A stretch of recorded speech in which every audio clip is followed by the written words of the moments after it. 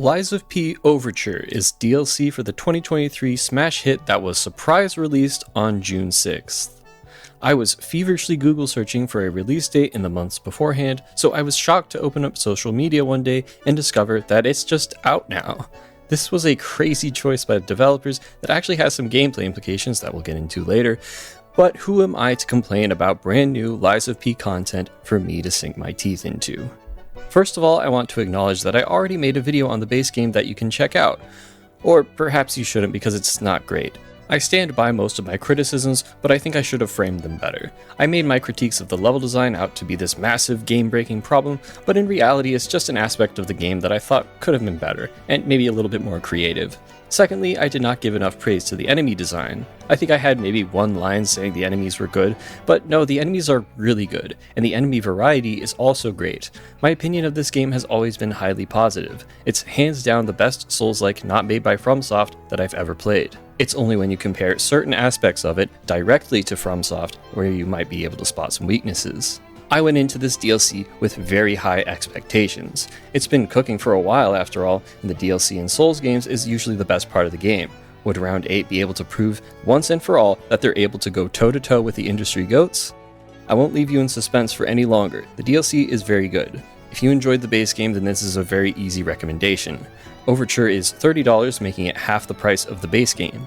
This being the case, you'd expect half the amount of content. I'm very happy to say that Round 8 and NeoWiz delivered on that assumption and then some. Overture took me around 27 hours to finish, with 5.5 of those spent on just the final boss. That's more than enough content for the price if you ask me. I will note that I tried to do all of the side quests, and I was playing at a rather leisurely pace. Even with those caveats, Overture is a bargain in terms of its content to price ratio, and it more or less maintains the same level of quality established by the base game. It's not perfect, there were undoubtedly some disappointments here and there, but overall I had lots of fun, and there were times where the sheer scope of it made me feel like I was playing a whole new game. There was only one other DLC that I've played in my life that I can say that about, and I think you know which one it is. If you clicked on this video to figure out if this was going to be worth your time and money, then the answer is yes. The rest of the video will be getting into specifics, so I'll put my spoiler warning right here. Play the base game and the DLC before continuing to watch any further. First, let's talk story. Overture begins with P being transported into a wintry Krat zoo, but according to Gemini, the zoo burned down years ago. What's going on? It's time travel, dumbass. We've been through this song and dance before.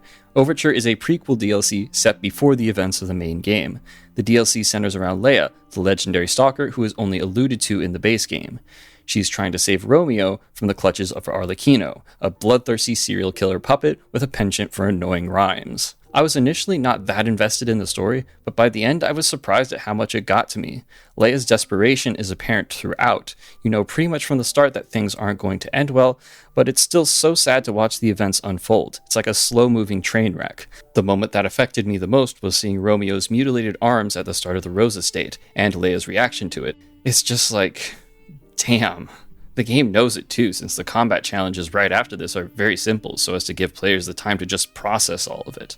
It's a story about bad things happening to good people, about trying desperately to protect the ones you love but failing nonetheless. Overture's story runs on simple yet effective ingredients.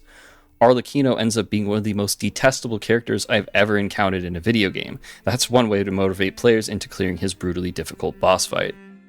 Before we get into the new levels and bosses, I want to go over some new mechanics that were introduced in the update. First, the boss rush mode. It's great. I wish every Souls-like had this feature. FromSoft did this with Sekiro and just forgot about it, I guess, but props to Lies of P for bringing it back. Next, being able to level up at Stargazers is something that should have always been in the game, if I'm being honest, but better late than never. There's other quality of life features, such as being able to use Acquired Ergo in the level up menu and respecking the P organ. These are features that I'd also like to see in all Souls-likes going forward. The update also introduced 2 new difficulty options, both of which are easier than the original game's difficulty. This has ruffled a few feathers within the community, so I feel obligated to put in my 2 cents. I understand why developers for these games are more open to easy modes nowadays. Kazan earlier this year came with an easy mode already baked in. Games as hard as this have the potential to alienate players. It's also getting increasingly difficult to walk the line of appealing to Souls-like veterans who want a hardy challenge, whilst not making things too difficult for the average gamer. I could make a whole video going into difficulty options, developer intent, how not every game needs to be made for everybody, but for the sake of getting a move on, I'll leave it at this. Lies of P's brutal difficulty is part of what made it such a great game for me, so I'll probably never use the new difficulty options. At the same time, if more people get to experience this game because of them, I think that's great. I don't think that difficulty options are a perfect solution for this conundrum, and I don't even know if one exists, but that's a topic for another day. On the topic of difficulty, there has been some discourse about the DLC being too hard or imbalanced. I feel like we go through this with every new Souls-adjacent release, but whatever, let me give you my take. The DLC unlocks after beating the corrupted Parade Master. If the devs meant for players to go to the DLC directly after this point in the game, then I actually agree that the DLC is too hard. I was eager to jump into the new content, as I'm sure many players were, and I did just that. Everything did insanely high damage, with some attacks being close to one-shots. I had to equip my health boosting and defense boosting amulets just to stand a chance against the enemies.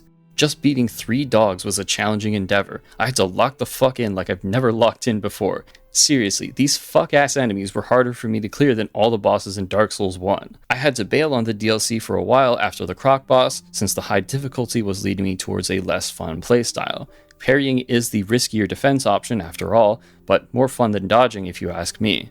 However, since the damage from literally everything was so high, I didn't want to risk mistiming a parry and possibly get one-shot.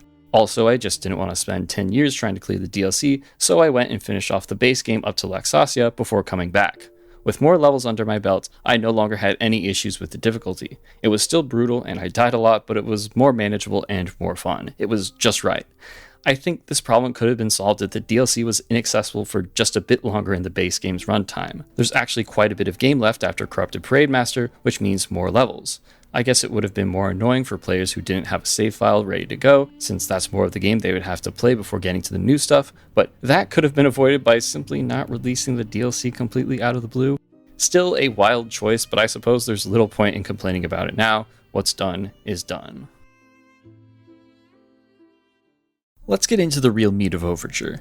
We'll start with level design, which I think was noticeably improved from the base game. For one, the visual theming is overall much stronger. These areas do a much better job of standing out. The improvements are present in the very first area, Krat Zoo. The environmental storytelling here is solid. The place is just covered in blood and carcasses, and it's actually pretty unsettling.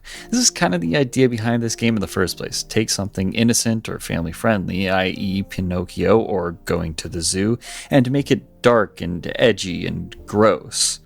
The zoo accomplishes this better than anything in the base game, in my opinion. The enemy design is great too. There's polar bears, apes, elephants, and kangaroos, all of which have very complex movesets that are fun to learn. I could have done without this asshole throwing rocks in the final stretch though, and the dogs were high-key very annoying. Maybe they're fine if you're adequately leveled. I got a kick out of this elephant spouting a crocodile head after dealing enough damage. A lesser game would have just used the same enemy as before. It's only appeared one other time, and it was a while back, so yeah, we can have another one. But I'll give credit to the devs for going the extra mile and designing a phase 2 for this regular-ass enemy.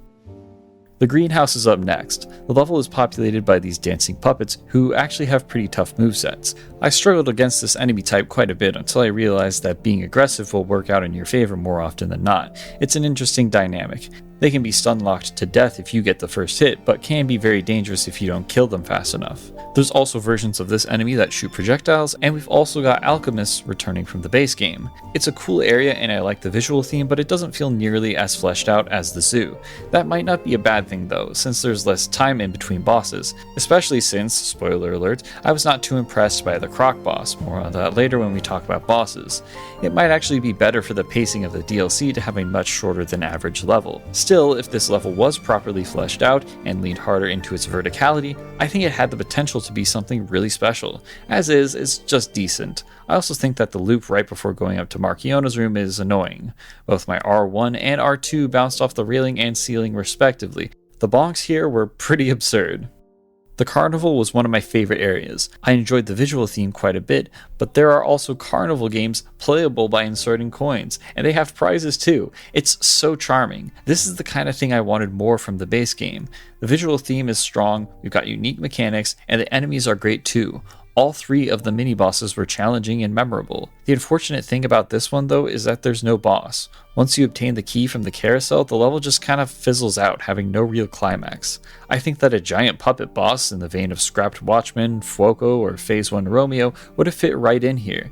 It's a boss type that's strangely absent from the DLC until the very end, and even then it's more of a technicality as this fight feels more like a humanoid. The Silent Hill 2 prison level is a step down in terms of aesthetics, but a step up in terms of the design itself. The previous areas more or less follow the same bonfire, shortcut, new bonfire formula present in the base game. There were a couple attempts at a maze type level in the base game, but they felt too short to really amount to much. The facility, on the other hand, fully commits to being a giant maze, and it pays off. It has tons of interlocking pathways, shortcuts, and optional segments. Killing the halfway boss will also open up more parts of the level that were previously inaccessible. I love this kind of level design. This moment would be the equivalent of getting the dungeon item in a Zelda game. The enemy design is great as always, excluding these ridiculous machine gun carcasses who will murder you instantly from off-screen. Ballman was cool, as was the mini-boss who looks like Sonic the Hedgehog abusing the substance. It was probably the easiest mini-boss in the DLC, but very fun to take out. He reminds me of the long-arm centipede from Sekiro in the sense that you just parry him a bunch and then he dies. I like it. The mines aren't quite as good, but they're still decent. The area was still pretty fun to explore, even if the interconnectivity isn't nearly as extensive or satisfying as in the previous level. I like this dude who lays down mines. It tests players on their positioning more than most enemies, which is neat. You can't just stand in one place and parry. The giant drill mini-boss was also fun, even though it looks like a giant pea organ, if you know what I mean. I also like the quest involving the brain in a jar. It wrapped up much more disturbingly than I thought, but I'm here for it. However, I'm going to give a big fuck you to Shieldman Shithead over here. Not because the enemy itself is bad, but he's placed in the worst possible arena. He pushed me off the edge more times than I'd care to admit. Even if you perfectly parry him, he can still push you off. Ridiculous. The Frozen Coast is an example of how a good visual theme can sort of carry a level. This is one of the more linear levels, despite having one notable optional path featuring the most caked up mini-boss I've ever seen in my life, like Jesus Christ. The combat is also not amazing. I thought the fish were super annoying, and I'm not a big fan of the dagger-wielding alchemists. They were also kind of annoying. But this area is so cool that I kind of don't mind it all that much. The game takes you through an armada of shipwrecked boats and in frozen ice sheets. It's such a vibe, and it's also my vibe. Anyone seen Master and Commander? Anyways, thankfully there's no ice physics, but the game isn't above pelting you with cannon fire while you have to fight annoying-ass fish enemies and long-range assholes while the ground beneath you is collapsing. This section was a little much, to be honest, but it was memorable. The level has its shortcomings, but I like the aesthetics so much that it almost gets away with it. Almost. I was a little let down by the final level if I'm being honest. I really liked the story elements that I mentioned earlier, but that's honestly the best part. After the first shortcut, the level gets surprisingly linear. There's a library section at the very end where the level sort of flirts with the idea of being a maze, but the level ends immediately afterwards with no opportunities to develop the idea. The combat is still enjoyable at least. I loved smoking the shit out of Sanic again, and the police officer in the cellar gets my vote for hardest mini-boss in the DLC. The parry timings felt super odd to me, though it might just be a skill issue. For how much the Rose Estate was built up throughout the DLC, I was a bit underwhelmed. It lacks compelling design and doesn't have anything about it that screams final level. I know it's just a DLC, but it's a lengthy one, so I was expecting something a little more climactic. It's not bad, just a bit disappointing. Overall, though, I'd say the level design is a step up from the base game. It still more or less uses the same formula, but the improved visual theming really helps the areas stand out more. And the Silent Hill 2 prison level saw the game step things up from a design perspective as well, if only for a little while. I would imagine most people play these games primarily for the combat, and I'm one of them. In Overture, the combat, mini-bosses, and enemy variety continue to be just as great as they were in the base game. However, I like it when these kinds of games go the extra mile and entertain me in ways beyond combat. This is one of the things that makes Soulslikes so special to me when compared to other action games. There's nothing wrong with linear levels, but part of the Souls game's appeal is the labyrinthian level design. Maybe it's because I'm such a big Zelda fan, but I love getting lost in complex, maze-like levels. Lies of P still isn't excellent in that regard aside from that one level, but I'm at least glad that we're mostly past the brown and gray hallways that plagued the base game. Another thing that Overture does really well is the new tools it introduces. As expected, there are many new weapons, and the ones I tried were pretty excellent. The Lorenzini Bolt Blade is not only my new favorite weapon in Lies of P, but one of my new favorite weapons in any game ever. I'm serious. Just look at the running R2. It's so fast, it's like Sanic. But on top of that, the ability is actually really useful. The longer you run, the more damage you deal. This means that you can blast any boss right off the rip since you have to run up to them anyways after traversing the fog wall. And if the boss runs away with you during the fight, you're able to convert chasing after them into damage. I kind of want something like this to appear in all future Souls games, as this would completely solve the retreating boss problem. The gunblade was also super cool and very badass, as was the double pizza cutter. There were also some weapons that I thought looked really fun but didn't get the chance to try out. Keep in mind that the weapon assembly mechanic makes the new tools even better, since each new weapon can be used as is or just the handle and blade with any other weapon in the game. Talk about replay value. Surprisingly, I even got a kick out of the new Cataclysm Legion arm. Before I tried it out, I kept forgetting that the Legion arm was even an option, but once I saw the damage this thing was capable of, man, I never looked back. It's a shotgun. Fire it point blank and boom, big damage. Phenomenal. There are even new amulets that can have a significant impact on the gameplay, such as the one that turns the dodge while locked on into a roll. The only new mechanic I'm not sold on is the new P organ. Instead of obtaining a new benefit, players can spend quartz to improve perks that they already have. The only problem is that, surprisingly, the DLC doesn't give you that much quartz, so I didn't have many chances to experiment. The new ancient discs can be traded for quartz, but the dude only has like 2, I think. It's not a huge deal, since players don't even have to engage with it if they don't want to. It's inoffensive. I also appreciate how many new side quests were added. Some are contained within their respective levels, whilst others are completed over the course of the whole DLC. Highlights include the Brain in a Jar quest I mentioned earlier, and the quest where players finally get to meet the real Alidoro. The new quests, combined with the new weapons, Legion arms, and collectibles, are part of the reason why I say Overture sometimes feels like its own game. It even has its own version of the hotel as a hub world. Sure, the actual world design is even more non-existent than in the base game, but this is still undeniably a lot of effort for a DLC. That leaves just one more area for us to talk about: boss fights. Boss fights were easily the highlight in the base game. The 3 things that I liked the most about Lies of P boss fights were readability, high difficulty, and a diversity of acceptable defensive responses to attacks. To put that last point in a way that's less confusing, I liked figuring out which attacks were better to dodge and which were better to parry. Now, here's where I fear I might not see eye to eye with my fellow Lies of P enthusiasts. I was just a little bit disappointed by the bosses in Overture. Don't get me wrong, there are some excellent fights here. However, I was expecting a little more from the game, and I'm going back and forth with myself as to whether this is my fault for having unrealistic expectations or the game's fault for under-delivering. Let's talk quantity first. There are 8 bosses in Overture. That sounds like a good amount. The base game has 13, so it's well above the 50% threshold that the price point suggests. But I should stress that not all of these feel like fully fleshed out encounters. Let's go through each boss and hopefully we'll get to the bottom of this. The first boss against the crocodile is one that I feel correct in being disappointed by. He bites, he snaps, he tail swipes, he grabs, the camera is questionable at times. Yep, it sure is a boss in a Souls-like video game, alright. It was pretty challenging for me due to how high the damage was, but the moveset really wasn't all that complicated. There's not even a phase 2. I feel confident in saying that this fight is a step down in quality and complexity from most of the bosses in the base game, and you have to beat most of the base game to even get access to the DLC, making this one very underwhelming. The elephant, giraffe, crocodile thing from earlier in the level felt more fleshed out than him. Marchiona, directly after it, feels like the first proper DLC boss. It's a very interesting take on a duo boss in which one half pilots the other. They take turns attacking the player, so you really only have to pay attention to one at any given moment. The string will turn red when the puppet is about to attack, which serves as a good indicator of when you should switch targets. Only Marchiona's health bar needs to be depleted to claim victory, however, though taking out the puppet will net you a pretty big punish opportunity and make the fight a lot easier, at least for a little while. The fight was a little overwhelming at first, but I enjoyed it more and more with each attempt. It's quite hectic and stressful, but in a good way. Certainly better than the Black Rabbit gank squads from the base game, and most Souls-like gank bosses in general.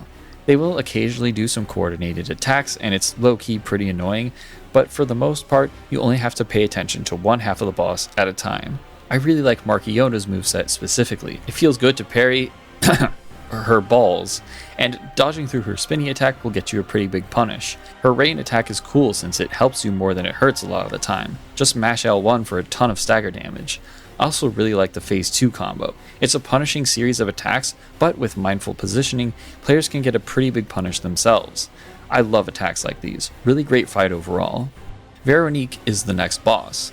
There are 2 ways of looking at this fight. First, as a drastic improvement from the underwhelming stalker fights in the base game. Clearly, there was a lot more effort put into the moveset and presentation by comparison. The second way of looking at it is that compared to the main bosses, Veronique under-delivers in terms of complexity. It's kind of like a glass half-full, half-empty situation. I suppose I'm a bit of a pessimist at heart because I'm in Camp 2. In my defense, the game definitely presents this fight as a main boss. There is build up to this encounter in the preceding bit of level, and there's a bonfire right outside the arena. To me, the game is telling me to take this fight as seriously as I would a full-fledged boss fight. The NPC fights in the base game to me are like mini-bosses. You find some of them in these random shacks without any kind of build-up or presentation, and they're meant to be obstacles within their respective levels rather than the main event. I think they're fine in this context. In Veronique's case, I don't think that the fight quite lives up to the event tier context that the game is suggesting. This is the only fight in the DLC that I don't feel like I truly learned. I died to her quite a bit without making much progress, and then I just kinda won out of nowhere. It feels like it's missing something. You know what would make this fight a lot better? Just remove the health bar. I think this fight would have been great as a mini-boss.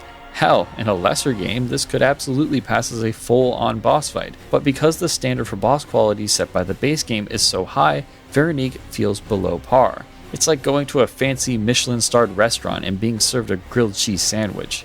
Like, yeah, it's still good eating, but I was expecting something a little more elaborate. Even some of the earlier bosses in the base game are more mechanically interesting than her. Both Scrapped Watchman and Fuoco are more compelling tests of player positioning in my opinion. I also think that visually it's a little on the bland side. She's just fine. Better than the Croc boss, but not great. Her susceptibility to backstabs also cheapens the fight a bit. The Two-Faced Overseer is the real boss of the Silent Hill 2 level, and I think it's great. The most noteworthy thing about it to me is the pacing. Basically, you have your phase 1 first, and then he turns red, becoming much more dangerous and aggressive. But after getting the first riposte, he reverts back to his phase 1 moveset. From there, I was able to rush him down before he got the chance to switch again. This structure made him much easier than I initially thought. Still quite tough, it took me about an hour to beat, but I won the first time I was able to get off a fatal attack. It's an interesting way to design a fight. It starts off easier, then gets harder, then easier again. There's some urgency when he reverts to the phase 1 moveset, since you don't want him to switch to the more dangerous phase, but my familiarity with the parry timings meant he didn't really stand a chance once I survived phase 2. I wouldn't want every boss to be designed like this since some of the tension is lost because of the structure, but I think it works pretty well as a one-off. I prefer Marchiona by a little bit, but this is still a very strong fight. The next boss is a rematch against the Green Monster, only we're in the past now, so I guess it's more of a pre-match. This is the only fight in the DLC that I consider outright bad, since it's essentially a worse version of something we already had in the base game. It's just phase 1 of the original fight, with a couple new moves that make it more annoying and less fun. It has 2 new grab attacks that heal the monster if you get hit by them. Grabs are already demoralizing. Not only do you suffer a lot of damage, but you're also trapped in an animation for a bit. It sucks, and it's supposed to suck. However, the healing is just too much in my opinion. It's not even like it makes the fight that much more challenging. This was still by far the easiest fight. It just makes it more annoying. I don't understand the point of this encounter, and I don't think much of anything would be lost if it was cut. There's a better version of this fight with a whole other phase that is required to have already been fought to even reach the DLC. This is another boss that just doesn't feel like a boss. The Anguished Guardian of the Ruins is up next, and he's tied with the final boss for being my favorite in the DLC. This is Lies of P's attempt at a dragon boss. Don't believe me? Well, it's a very large opponent that has exploding laser beam attacks that are very similar to the FromSoft dragons, and some questionable camera angles. But this fight is so strong that I don't even really care about the camera issues. It's not like they're present in every attempt anyways. The visual design is quite good. This thing is the most disgusting enemy in the DLC, at least in terms of appearance. His attacks are very well animated. The slams in particular do a great job of communicating when you have to parry. Most of the time you'll be hitting his horn, which eventually breaks, but there's also another weak point on his hand. Destroying it will give you a huge attack opportunity, in addition to the staggers gained by damaging and punishing his attacks normally. This makes for a very well paced fight, despite the fact that you'll likely only get one riposte.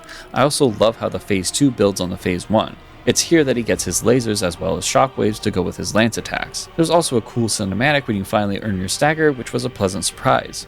You typically only see this kind of thing in God of War or Bayonetta type action games, but it works very well here. Getting a stagger is no easy feat, so this feels earned and very gratifying. Lumakio is the fight that I feel the most conflicted about. He has a lot of the same strengths and weaknesses as Veronique, definitely more fleshed out compared to the base game Stalkers, but still not my ideal Lies of P boss. I like this one more than Veronique because the Phase 2 is pretty good. Not amazing, but pretty good. It's hectic, challenging, and a pretty unexpected turn for the boss. I just didn't enjoy the Phase 1 that much. Like Veronique, this fight is cheapened substantially by his susceptibility to backstabs, even more so in this one. What's the point of learning the parry timings when it's so easy to just get behind him and deal a full riposte worth of damage all at once? The best strategy is to just circle strafe him, which is not a very fun way to play. I eventually got his parry timings down just from dying to Phase 2 so much, but even then it didn't feel as satisfying as the other fights. Parries don't feel nearly as good to execute when they're not in service of anything. The reason why parrying is so satisfying in this game is because it builds stagger damage on the boss, which eventually leads to a fatal attack. When a fatal attack can be performed simply by backstabbing the boss, parrying feels unnecessary. I don't want to make it sound like he's a terrible boss or anything. His Phase 2 is genuinely good, and it at the very least feels more like a complete boss than some of the other DLC fights. Still, I think he's below par when compared to the standard set by the base game. Arlecchino is the final boss of Overture and by far the most difficult. His Phase 1 is easy enough to get through, but very challenging to actually learn. His combos are extensive to an almost comical degree, which means that parrying almost everything is going to be your best option. It's the only way to get him to stop what he's doing consistently. Most of the attack opportunities are earned via parries. There's almost no downtime during this fight. You've got to be locked in the whole way through and use your openings very carefully. Phase 2 is the selling point. My favorite thing about this fight is how it lives up to the ridiculousness you'd expect from the final DLC boss in a game as hard as Lies of P. We've got long combos with both blades and claws, AoEs, buzzsaws, and he inflicts break, one of the toughest status ailments to deal with as it nerfs your healing. It's an extremely punishing, bonkers fight where just one mistake will often lead to death. Still, I think the core principles of Lies of P's boss design are accounted for, especially in Phase 2. The buzzsaw combo ends with the boss holding the saws out in front of him for a bit, allowing players to choose between stagger buildup via a bunch of parries or damage via dodging. His Fury attack when he comes at you from the sky is very satisfying to deflect, and his grab is over the top in the best way. Like I said earlier, this is tied with the Guardian for being my favorite DLC fight. It's surprisingly enjoyable for how unapologetically brutal it is. There's some trial and error, sure, but I'm more forgiving of it since it's the final boss. I expected to spend an absurd amount of time trying to beat him. And I did. But I still felt like I was making steady progress over my attempts, albeit slowly. I was eventually able to recognize the difference in animations even in his more elaborate combos. It's a blood-pumping, heart-stopping fight that felt incredible to finally get the upper hand in. All that being said, I've got a few nitpicks. Firstly, I found his voice lines to be pretty annoying. I'm fine with the boss getting a line when you lose to them, but this guy never shuts the fuck up. The voice lines would actually make the fight better if the boss only talked when they're low on health. That way you wouldn't hear the lines on every attempt, and it would enhance the tension. As is, the lines got grating very quickly, especially with that voice. I suspect that it was intentional given how much the game paints this guy as the biggest asshole to ever exist, but I still don't like it. Also, I'm on the fence about his heal input reading in Phase 1. If you try to heal, his eyes will glow red and he'll attack you so fast that it's nearly impossible to react in time. Input reading was something that was criticized in Elden Ring too, notable examples being Margit's daggers and the Godskin Apostle's fireball. This is a much more punishing version of that. If you try to heal during a punishable attack, he just won't let you. I found this very annoying at first, but I became more okay with it when I realized that the solution to this is to simply not heal unless he's staggered. This was a hard habit to break out of, and it's part of the reason why he took me so long to beat, but I can appreciate how this boss forced me to fight in a way that was out of my comfort zone. I'm honestly not sure if this should be in the game or not. There's pros and cons. Finally, the Phase 2 opens with an extremely punishing series of attacks. It starts with projectiles, then a dive with a tornado AoE, then a crazy combo that ends with another massive AoE. It took me a long time to learn this attack pattern. I think it's a little excessive, to be honest. He does eventually give you a pretty sizable opening, but it's still quite a while before you can actually deal damage. If you could parry the skulls like you could with Lexasia's lightning, then I think it would have been fine. Despite those quibbles, the fight is great. So, out of the 8 fights in Overture, I only completely enjoyed 4 of them. Compared to the base game, there are only 2 fights out of the 13 that I dislike, those being the 2 Black Rabbit Brotherhood bosses. It's from this angle where my slight disappointment makes the most sense. I even think that Corrupted Parade Master is easier to defend than some of these DLC fights.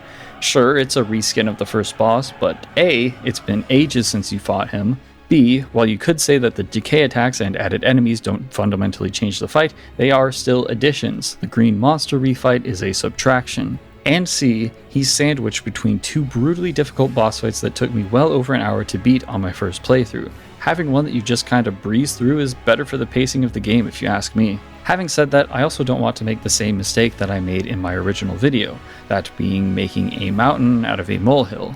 A DLC having only 4 excellent boss fights isn't the worst thing in the world. I've played plenty of action games that struggle to even have a couple standout encounters, and these are whole-ass games that we're talking about, not DLC.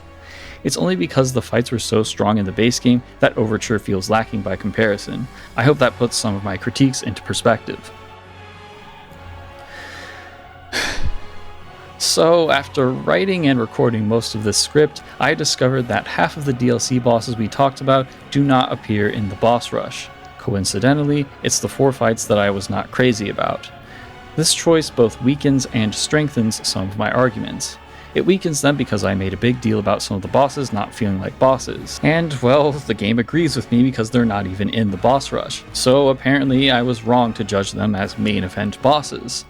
However, it strengthens my overall point that the DLC is lacking in terms of bosses because there are only 4 main fights. The base game had 13, and that's way below our 50% benchmark that we established earlier. The DLC has enough content for the price, but not enough bosses. I think that a good solution would have been to cut the 4 more underwhelming fights and to have 2 more really good ones. Then we would have had 6, which is a little under half of 13, but I think it would have been better to have a really great batch of 6 than a mixed bag of 8. This would have implications regarding pacing, which is probably why they took the route that they did. The DLC already has spots that I can point to and say there should have been a boss there, like at the end of the carnival. They had too much level and not enough boss, so the quality of some of the bosses suffered. Overall, Overture is still a very strong DLC. It's a slight step up in level design and a slight step down in boss design, so it evens out to create a product that's around the same quality as the base game. That's good. Lies of P is a fantastic game, so getting more of it is definitely a net positive. This was one of my favorite gaming experiences of the year so far. Although I might not love every part of it, Overture was a joy to experience and I can't wait to see whatever the devs cook up next. Honestly, the worst part of the game is that it's called fucking Lies of P. That's fibs of piss. Oh yeah, let me open up Lies of P so I can play with my P organ. What's the next game gonna be called? The Wizard of Schlongs? And we won't be laughing when it wins Game of the Year. Thanks for watching.